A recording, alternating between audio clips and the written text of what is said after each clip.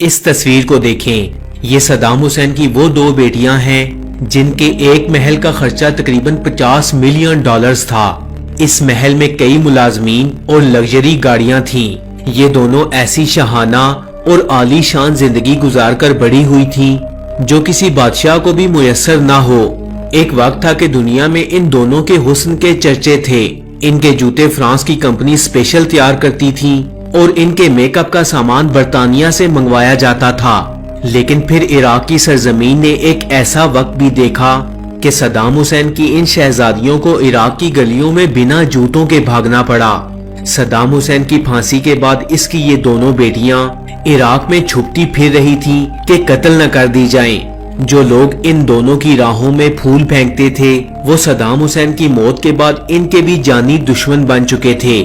یہ دونوں جو کبھی محلوں کی رانیاں ہوا کرتی تھیں، صدام حسین کو تختے پر لٹکائے جانے کے بعد اپنے پھٹے ہوئے جوتوں، پرانے اور خستہ حال کپڑوں اور بکھرے ہوئے بالوں کے ساتھ عراق کے کسی گاؤں کے ایک ٹوٹے مکان میں اپنی مشکل زندگی گزارنے پر مجبور تھی، جہاں نہ تو بجلی تھی، نہ ہی کھانا میسر تھا اور نہ ہی پانی تھا۔ صدام حسین کے ایک رشتہ دار کے بیان کے مطابق یہ صدام حسین کی موت کے بعد اس کی بیٹیوں کو ڈھونڈتا ہوا ان تک جا پہنچا، لیکن یہ دیکھ کر حیران رہ گیا کہ جو لوگ صدام حسین کی بیٹیوں کی ایک جھلک دیکھنے کے لیے ترستے تھے وہ اب ان پر جملے کس رہے تھے۔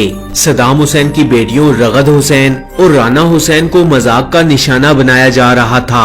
وہ سرکاری پانی جو صدام حسین نے اپنے ملک کے لوگوں کو مہیا کیا تھا، ان کی بیٹیوں کو یہ سرکاری پانی بھی نہ بھرنے دیا جاتا۔ کچھ عرصہ پہلے تک صدام حسین کے حکم کا انکار کسی بھی شخص کی موت کا سبب بن جاتا تھا۔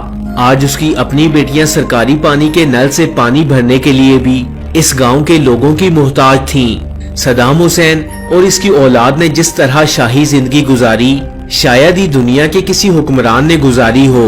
ایک اندازے کے مطابق صدام حسین کے پاس 50 کے قریب محلات تھے، جن میں سے 4 رانا حسین اور 4 رغد حسین کے تھے۔ ان دونوں بہنوں کے محلات میں 50 کے قریب قیمتی اور لگژری گاڑیاں موجود تھیں۔ صدام حسین خود بھی قیمتی کپڑے پہننے کے انتہائی شوقین تھے۔ کہا جاتا ہے کہ صدام حسین کے پاس اس قدر بڑی تعداد میں قیمتی کپڑے تھے کہ کسی بھی سوٹ کو پہننے کی باری 3 سال بعد آتی تھی۔ تو اس سے آپ اندازہ لگا لیں کہ اس شخص کی لاڈلی بیٹیوں کے پاس مال و دولت اور قیمتی اشیاء کی تعداد کیا ہوگی۔ رپورٹس کے مطابق صدام حسین نے صرف اپنی مونچھوں کو رنگنے کے لیے 12 ڈاکٹرز کی ٹیم ہائر کر رکھی تھی۔ صدام حسین اور اس کے خاندان کے کپڑے دھونے کے لیے اسپیشل رائل لانڈری سینٹر قائم کیا گیا تھا، جہاں صرف اور صرف صدام حسین اور اس کی فیملی کے کپڑے دھوئے جاتے تھے۔ لیکن پھر وقت نے ایک ایسی کروٹ لی کہ سب کچھ بدل گیا۔ ایک وقت تھا کہ صدام حسین اور اس کے خاندان کے کپڑے دھونے والے دھوبی کو آرمی کے کرنل کا اعزاز دیا گیا تھا۔ لیکن پھر دنیا نے ایک ایسا وقت بھی دیکھا کہ صدام حسین کے ہاتھ میں کپڑے تھے اور سامنے پانی والی بالٹی۔ یہ جیل میں کھینچی گئی صدام حسین کی پکچر ہے جس میں صدام حسین اپنے کپڑے خود دھو رہے ہیں۔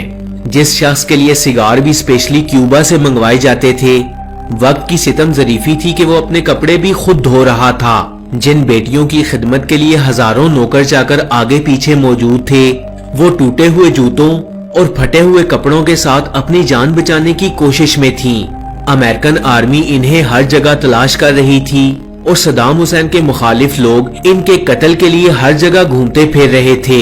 لیکن کچھ ہی مہینوں بعد یہ اپنی جان بچا کر جارڈن تک جا پہنچی اور جارڈن نے ان دونوں کو رہائش اور سیکیورٹی دی۔ رغد حسین اور رانا حسین آج بھی جارڈن میں رہائش پذیر ہیں، جبکہ عراق میں موجود صدام حسین کی مخالف پارٹیز آج بھی صدام حسین کے خاندان کی جان کی دشمن ہیں۔